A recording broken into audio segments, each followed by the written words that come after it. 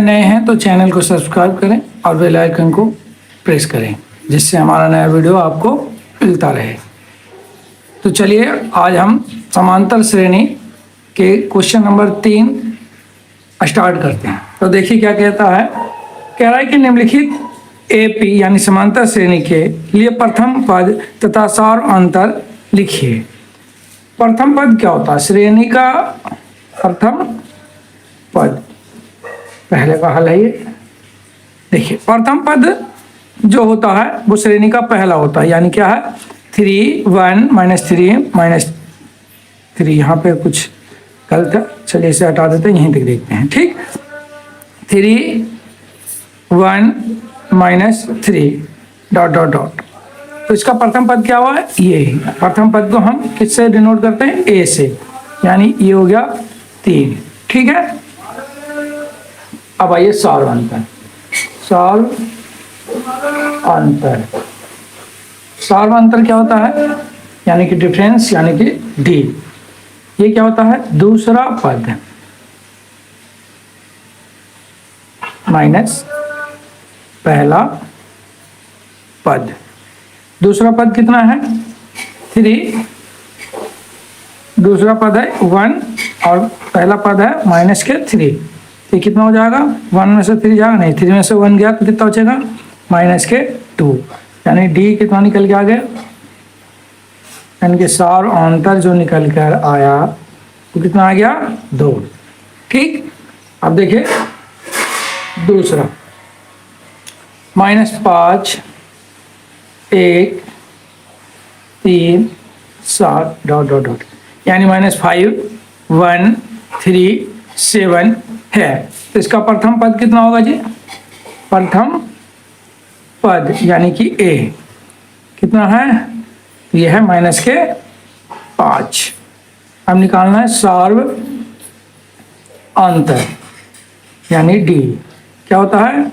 यहाँ पे सूत्र लिख देंगे पहले जिससे अच्छा अंक नंबर आए। दूसरा पद माइनस पहला पद, यानी कि दूसरा पद क्या है? 1 और पहला पद क्या है? माइनस के 5। ये क्या हो जाएगा? 1 माइनस प्लस के 5, यानी यहाँ हो गया 6। ठीक, अब हम इसका तीसरा देखेंगे। तीसरा क्वेश्चन क्या कह रहा है?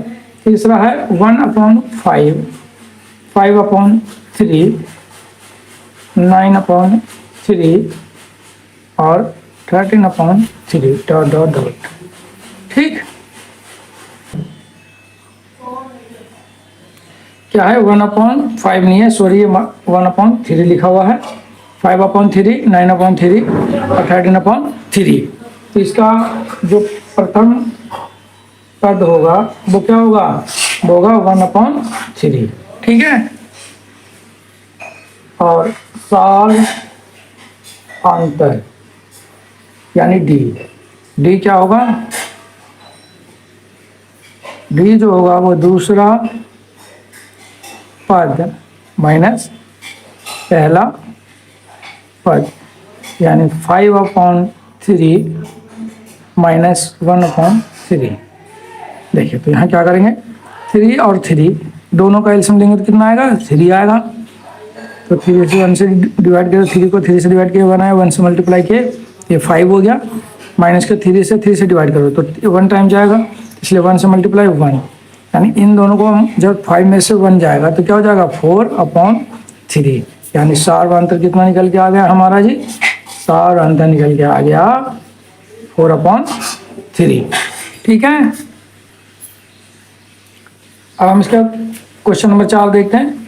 0.6 1.7 2.8 3.9। इसका प्रथम पद क्या होगा? प्रथम पद यानी ए कितना हो जाएगा? 0.6 जो फर्स्ट होता है। ठीक, अब आइए सार अंतर। सार अंतर, सार अंतर क्या होता है जी? डी होता है, यानी डिफरेंस। तो क्या हो गया? डिफरेंस कितना है? तो 1.7 - 0.6। इन्हें जब हम सब्ट्रैक्ट करेंगे यानी घटाएंगे, नहीं आता उस तरीके से घटाना तो आप कोई जल्दबाजी नहीं, आराम से इस तरीके से घटाइए आप। 7 में से 6 गया 1 और 1 यहाँ, यानी 1.1 आ गया, 1.1। क्वेश्चन करते समय बिल्कुल शांत दिमाग रखिए और आराम से करिए, जल्दबाजी कुछ भी नहीं है, पेपर में ज़्यादा क्वेश्चन नहीं आता है। अब हम क्वेश्चन नंबर 4 देखेंगे। निम्नलिखित में कौन कौन एपी में है? यदि कोई एपी में है तो सार अंतर ज्ञात कीजिए। पहला क्वेश्चन क्या है? 2, 4, 8, 16। अब एपी में कैसे होगा? तो एपी में निकालने के लिए क्या होगा, जो देखिए, मान लिया जाए हमें सार अंतर निकालना है, सार अंतर यानी डी। कैसे निकालते हैं? दूसरा पद माइनस पहला पद। तो यहाँ पे मान लिया जाए हम D1 निकाल लें, पद को जो A1, A2, A3, A4 करके निकालते हैं। जैसे मान लिया जाए इस क्वेश्चन में हम देखें तो पहला पद यानी A1 जो है वो क्या है? 2 है, A2 क्या है? 4 है, A3 8 है और A4 16 है। ठीक, यानी सबका डिफरेंस यानी जो सार अंतर आएगा वो अगर बराबर है तो ये समांतर श्रेणी में है, अन्यथा नहीं है। तो चलिए देखते हैं। अब दूसरा पद यहाँ करेंगे हम A2 माइनस A1, यानी A2 कितना है हमारा? तो A2 हमारा है 4 और A1 है 2, यानी 4 में से 2 सब्ट्रैक्ट होगा तो कितना आएगा? 2। चलिए जी, ये आ गया D1। अब आइए D2 निकालते हैं। D2 निकालने के लिए क्या करेंगे? A3 में से A2 को सब्ट्रैक्ट करेंगे। तो A3 कितना? 8 और A3 8 है और A2 4 है, इनमें से सब्ट्रैक्ट करेंगे तो कितना आएगा? 4। अगला देखते हैं D3 निकालते हैं। तो इसके लिए निकालने के लिए क्या करेंगे? A4 माइनस A3 यानी कि 16 माइनस 8, यानी कि ये बच गया 8, क्योंकि 16 में से 8 गया था 8। अब हम देखें तो डिफरेंस सबका अलग अलग आ रहा है, डिफरेंस सबका अलग अलग आ रहा है, यानी कि ये समांतर श्रेणी में नहीं है। समांतर श्रेणी यानी कि एपी में नहीं है। ठीक, अब हम दूसरा देख लेते हैं इसी का। दूसरा क्या है? 2, 5/2, 3, 7/2। इसका क्वेश्चन ये है। सेम तरीके से करना है। यहाँ भी हम लिख लेते हैं पहला पद यानी A1, फिर दूसरा पद A2, तीसरा पद A3, फिर A4। A1 कितना है जी? तो A1 है 2, A2 है 5/2, यह है 3 और ये 7/2। अब इधर देखते हैं, यहाँ पे हमें D1 निकालना है।